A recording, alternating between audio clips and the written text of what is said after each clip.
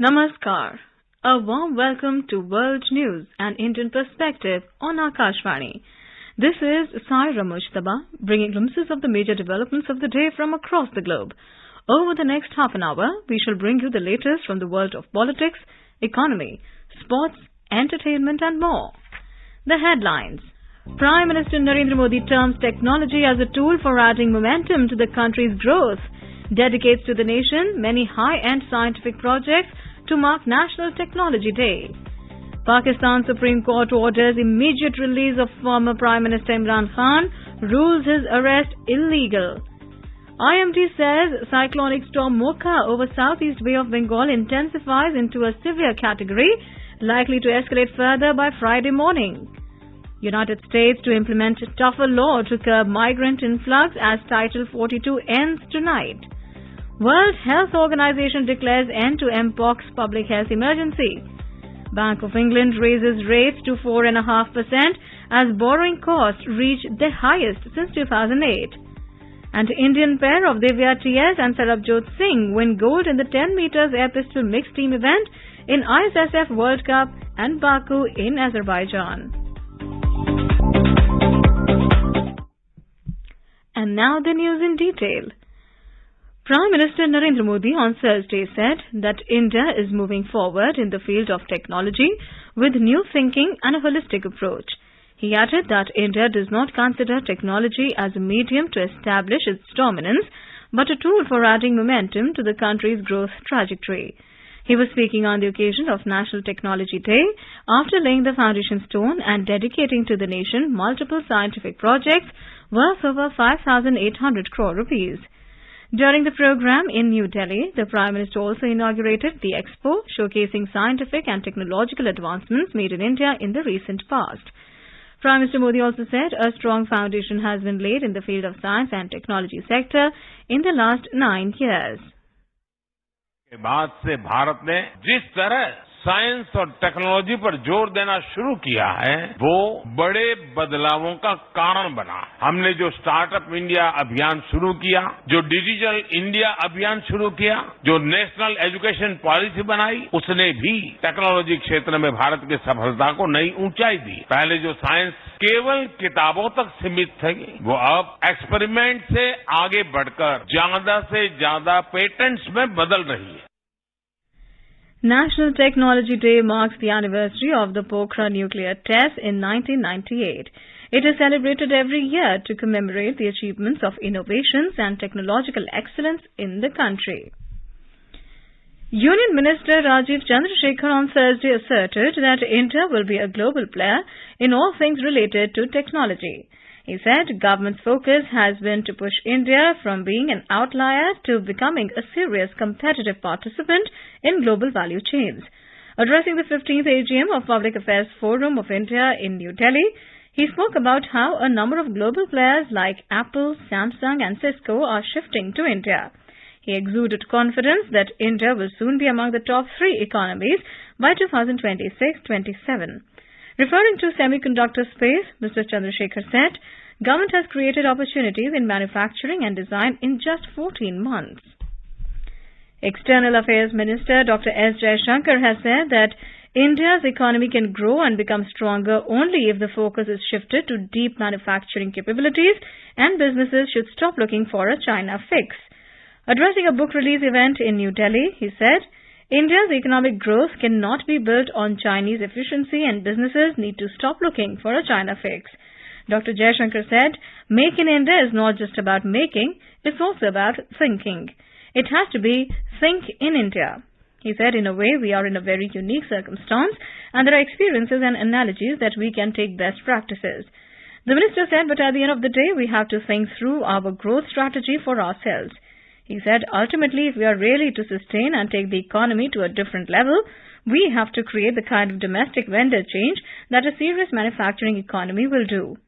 Dr. Jaishankar stated that one should not allow a level playing field in this country for others who subsidize efforts. That's not a level playing field, that is economic suicide. He further stated that every country must support its manufacturers and businesses.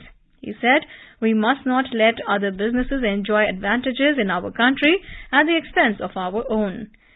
The External Affairs Minister said global polarization makes diplomacy far more complex, but it is also a window of opportunities for many nations.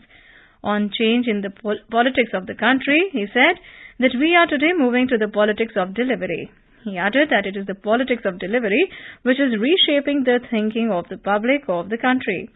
Dr. Jaishankar said it is important for India to move to a strategic economy, have a clear sense of who are the partners, where are the opportunities, and where should be the focus on the technology tie-ups. Road Transport and Highways Minister Nitin Gadkari has said India will become a global leader in the automobile sector in the next 5 years, leaving behind China and America. Mr. Gadkari was addressing an event organized by the Confederation of Indian Industry in New Delhi. Once upon a time, China is number 1, then USA number 2, and Japan was number 3, and India was number 4. But now, the situation is changed. We surpassed Japan, and our number is now number 3rd. And I am confident that within 5 years, we will be number 1 in the world. Mr. Gadkari appealed to the industry to find technical solutions to problems like water scarcity and pollution in cities. He also urged for investment in the tourism sector so that jobs can be created. Security has been tightened in India's Jammu region, particularly in border districts, ahead of a G20 meeting in Srinagar from the 22nd to the 24th of May. Security agencies have identified infiltration routes and stepped up security to prevent any infiltration from Pakistan's side of the border. However, multi-tier security of Indian Army, Border Security Force, Police and Central Reserve Police Force, besides Village Defence Committees or VDCs, has been activated along the international border and the line of control. Security and checkpoints have also been strengthened along the Jammu-Pathankot National Highway. All vehicles are being checked and all movements are being monitored.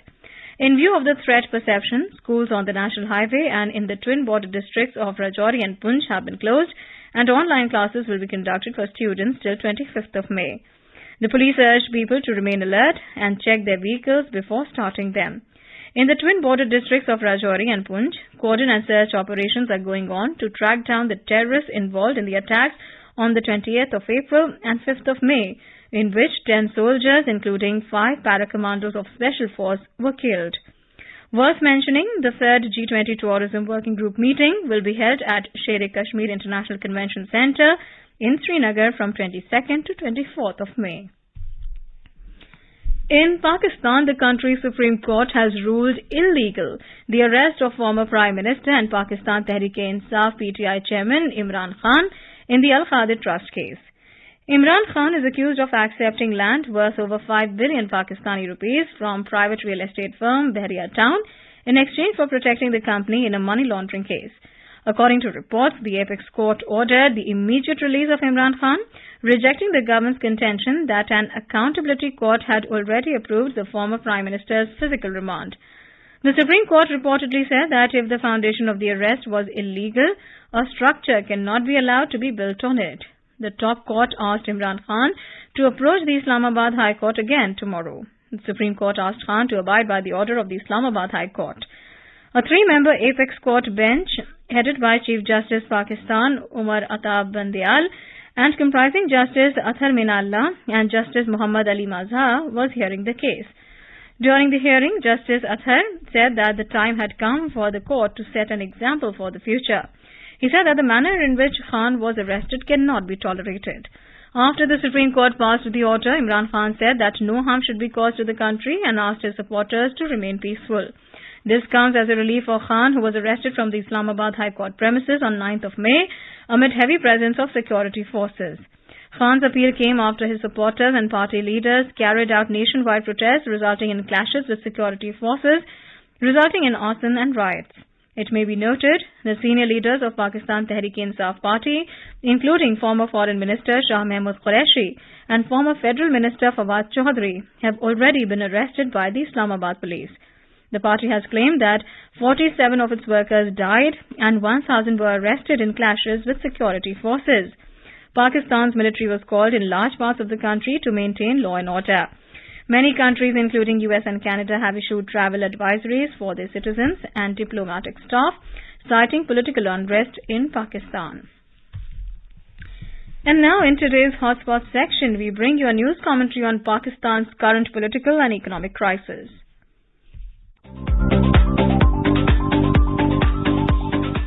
Pakistan is currently facing a huge political standoff amid an economic meltdown, sky-high prices and looming sovereign default.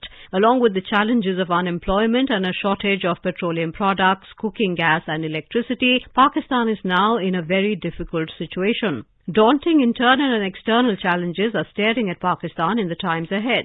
On Tuesday, the National Accountability Bureau arrested former Pakistan Prime Minister Imran Khan outside the Islamabad High Court in the Al-Qadir Trust case over charges of embezzlement of 60 billion Pakistani rupees.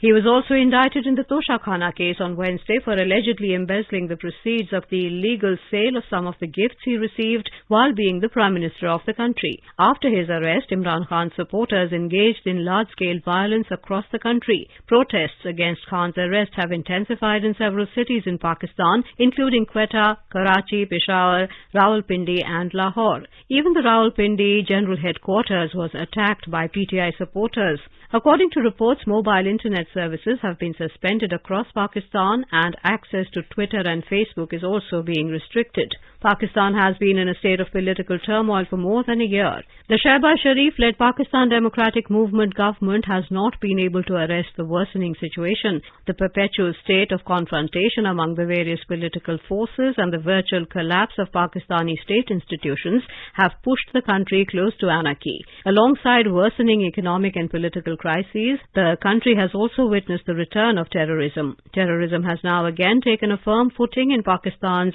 Khyber Pakhtunkhwa and Baluchistan provinces. The fractious Shehbaz coalition government does not seem to have the capability to take the country out of its difficulties.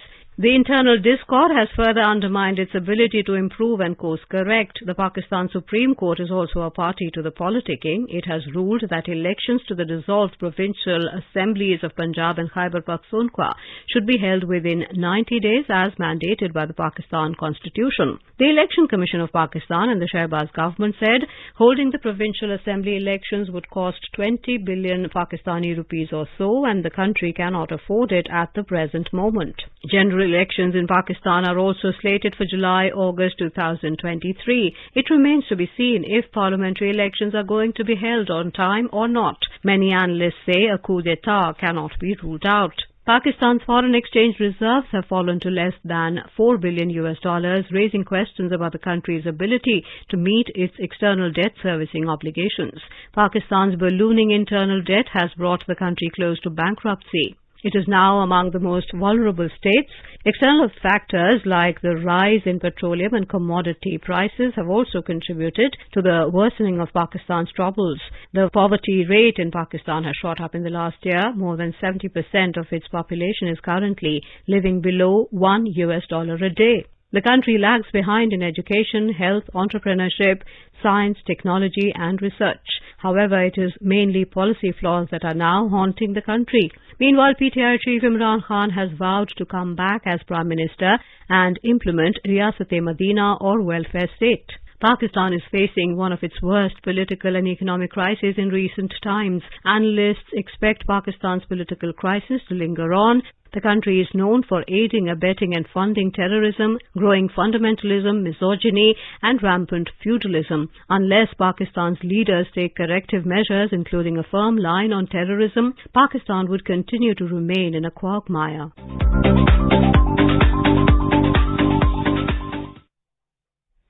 This is Akashvani giving you the world news.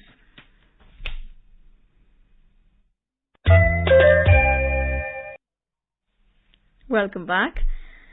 Cyclonic storm Mocha over southeast Bay of Bengal moved northwards during the past 6 hours with a speed of 11 kilometers per hour and intensified into a severe cyclonic storm.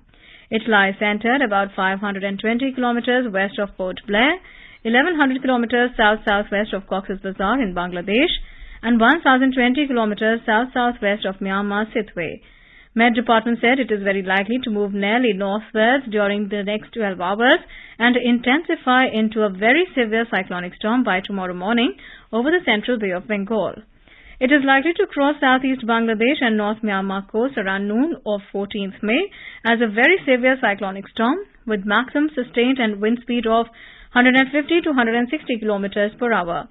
Andaman and Nicobar Islands will witness heavy to very heavy rainfall at isolated places tomorrow. Rainfall has been predicted at most places in Tripura and Mizoram on the 13th of May, with heavy rainfall at isolated places. Bangladesh is bracing to deal with the impact of cyclone Mocha as it is set to intensify into a super cyclonic storm by midnight on Thursday. Local media reports that people in the coastal areas of Bagarhat, Baleshwar and Pashur in Mongla, among others, passed an anxious night fearing the high tide caused by the cyclone, which is likely to cross Cox's Bazar area of Bangladesh on Sunday, May 14th. The Indian Met Department, in its latest Cyclone Advisory No. 2, issued at 11:30 a.m. on Thursday, said that the cyclone Mocha lay centered over Southeast Bay of Bengal, about 1,190 kilometers south-southwest of Cox's Bazar in Bangladesh. Bangladesh will host the 6th Indian Ocean Conference, IOC, scheduled to be held between 12th and 13th May in Dhaka. High-level government delegations and think tanks from about 25 countries are expected to take part in the IOC. Prime Minister Sheikh Hasina will inaugurate the conference and later host a dinner in honor of the guests in the evening. The meeting will discuss aspects strengthening cooperation between the countries of the Indian Ocean region. Bangladesh State Minister of Foreign Affairs Shehryar Alam told media on Wednesday that around 150 foreign guests will participate in the conference, including representatives from D8, SAARC and BIMSTEC. Minister for External Affairs Dr. S. Jaishankar will deliver the keynote address at the opening session in Dhaka on Friday. During his stay in Bangladesh, Dr. Jaishankar is scheduled to call on Prime Minister Sheikh Hasina. In the United States, the number of migrants have surged at the U.S.-Mexico border. This comes as the United States is all set to lift COVID-19 border restrictions known as Title 42 on Thursday night. Due to the restrictions, tens of thousands of migrants have been waiting at the border to cross over to the United States. According to reports, the number of migrants caught crossing illegally into the U.S. has climbed to over 10,000 per day this week. Due to the Title 42 restrictions, border cities in the U.S. have struggled to shelter migrants. Meanwhile, U.S. President Joe Biden's administration has increased deployment of personnel and funds to the border. The U.S. government is also implementing a new regulation that will deny asylum to migrants who cross the border illegally. The new measure will take effect when Title 42 ends, along with a broad COVID public health emergency. According to the new regulations, migrants caught crossing illegally could be deported and barred from the U.S. for 5 years if they do not qualify for asylum. The United States has accused South Africa of supplying weapons to Russia despite professing neutrality in the Ukraine conflict. U.S. envoy to South Africa, Ruben Brigetti, said he was confident that a Russian ship loaded with ammunition and weapons was present in Cape Town last December. South Africa's President Cyril Ramaphosa said his government was looking into the claims. Ambassador Brigetti said that Washington had concerns about South Africa's stated non-aligned stance on the conflict. He referred to the docking of her cargo ship in Simonstown Naval Base between 6th and 8th December last year. The United Nations Human Rights Council has voted to increase monitoring of human rights abuses in conflict at Sudan. A total of 18 countries voted in favor of the West-led initiative at a special session in Geneva, while 15 voted against and 14 abstained.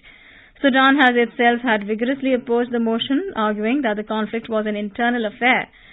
Sudan's permanent representative to the UN in Geneva, Hassan Hamid Hassan, questioned the decision to hold the emergency session just weeks before the Council's regular session in June.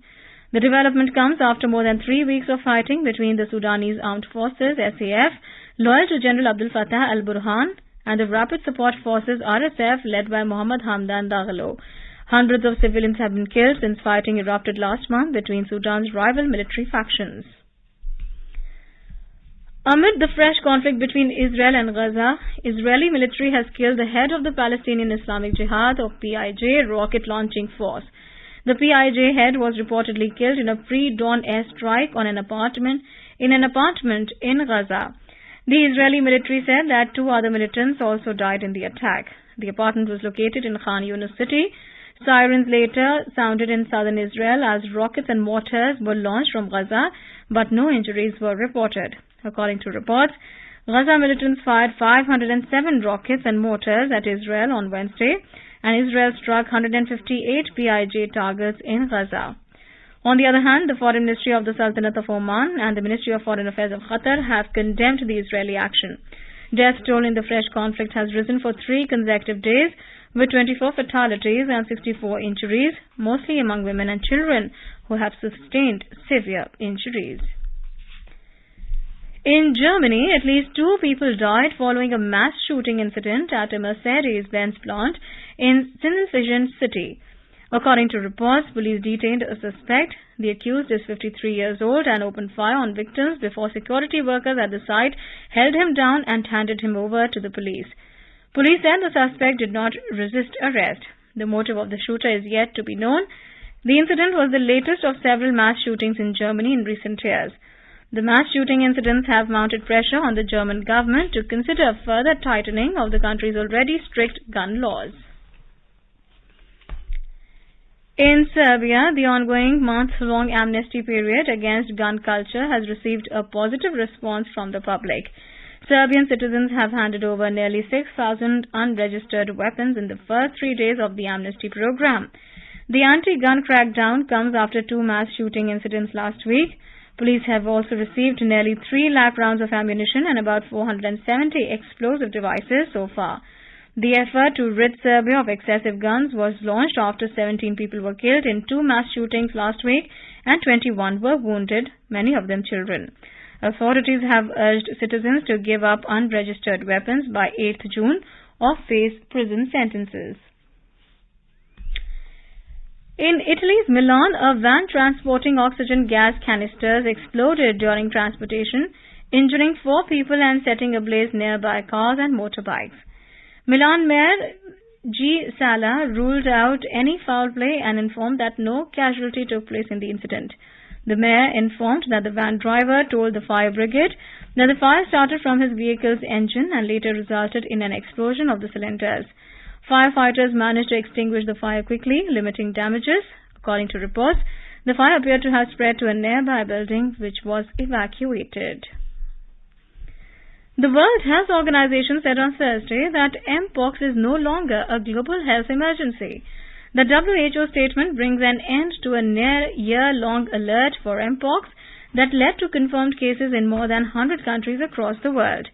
The decision came after the health organization noted a sustained decline in the number of Mpox cases. It may be recalled that the World Health Organization had declared Mpox a public health emergency of international concern in July 2022. According to WHO's latest report, over 87,000 Mpox cases were confirmed globally from the beginning of 2022 till 8th of May this year. The WHO tag is designed to trigger a coordinated international response and unlock funding to collaborate on sharing of vaccines and treatments. Twitter will now be offering encrypted messaging services just like WhatsApp, Telegram and other social media platforms. Twitter Chief Executive Elon Musk said that direct messages sent through the platform will be end-to-end encrypted. This means private messages can only be read by the sender and the recipient. Musk, however, said that this is an early version of the service and people should try it but don't trust it yet. The feature is currently available only to people who pay for Twitter Blue or are affiliated to a verified Twitter account. It is also not yet possible to send media in the messages. Users can only send text and links. Amid inflation running above 10%, the Bank of England today hiked the key interest rate by 0.25 percentage point to 4.5%. This is the 12th consecutive hike, taking borrowing costs to their highest since 2008. The Central Bank of England said that it no longer predicts a recession and revised its growth forecast upwards.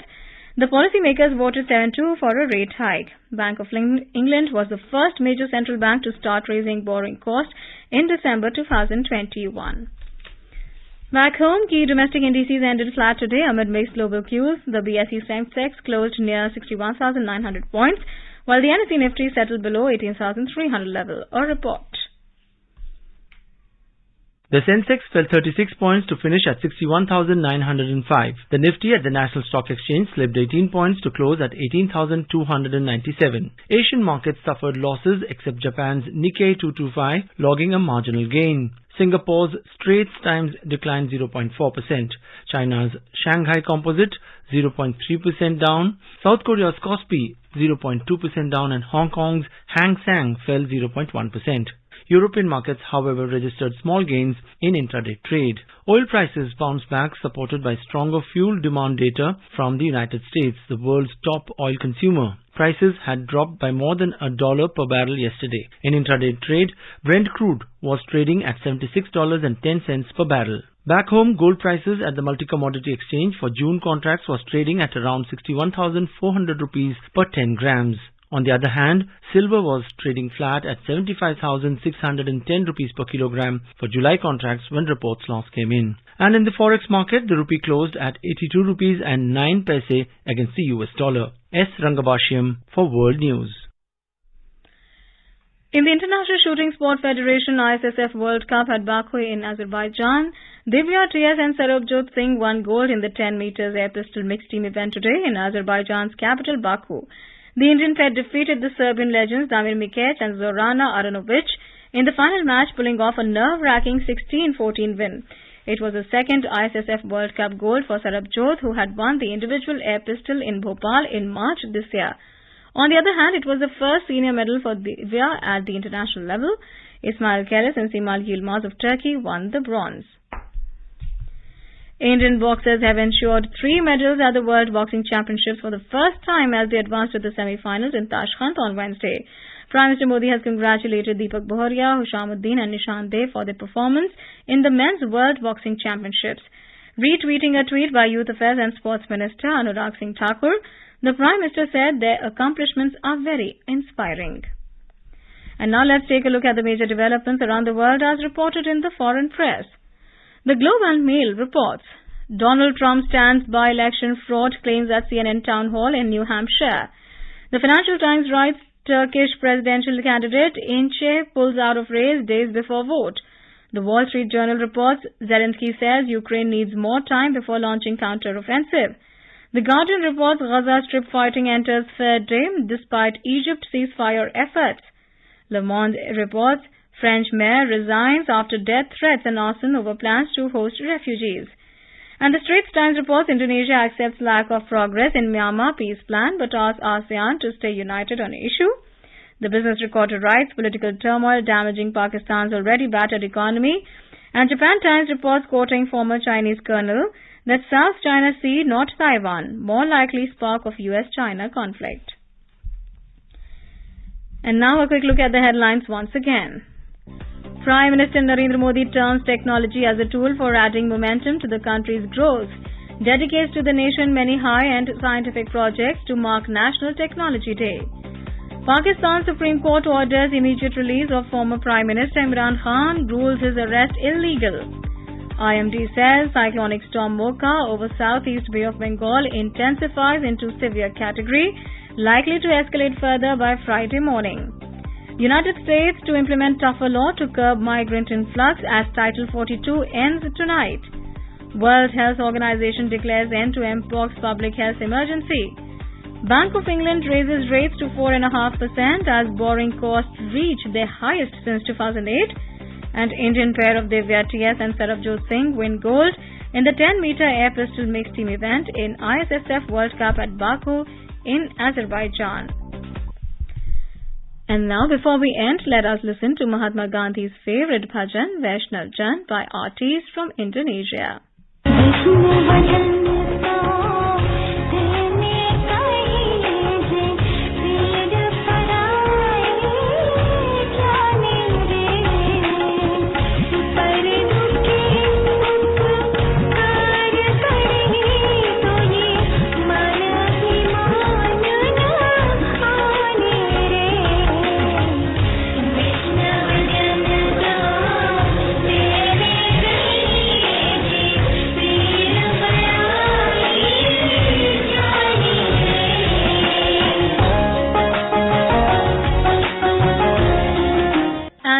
that, we end this bulletin. We'll be back at the same time tomorrow with the next edition of World News.